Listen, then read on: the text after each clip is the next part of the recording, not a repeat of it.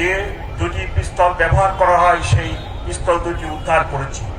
সেই পিস্তল দুটি এখন পরীক্ষার জন্য সিআইডিতে সায়েন্টিফিক পরীক্ষার জন্য আছে, সেটা তদন্তের স্বার্থে আমাদের প্রয়োজন।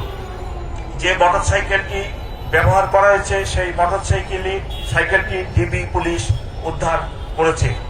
এছাড়া এই হত্যাকাণ্ডের পিছনে অনেক টাকা ব্যয় করা হয়, 218 কোটির সই করা চেকও আমরা উদ্ধার করেছি। এটি একটি রহস্যজনক হত্যাকাণ্ড এবং এর পিছনে অনেকের জড়িত থাকার কথা।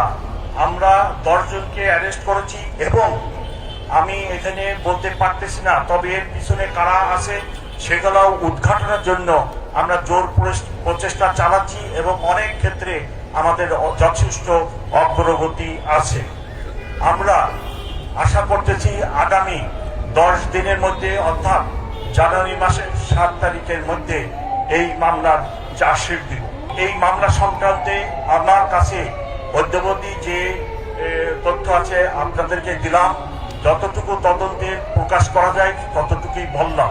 আমরা এই হত্যাকাণ্ডের মূল রহস্য, আরো যারা পিছনে আছে সবার নাম এবং ঠিকানা, কারা কারা জড়িত, ইনশাআল্লাহ উন্মোচিত করে দিব।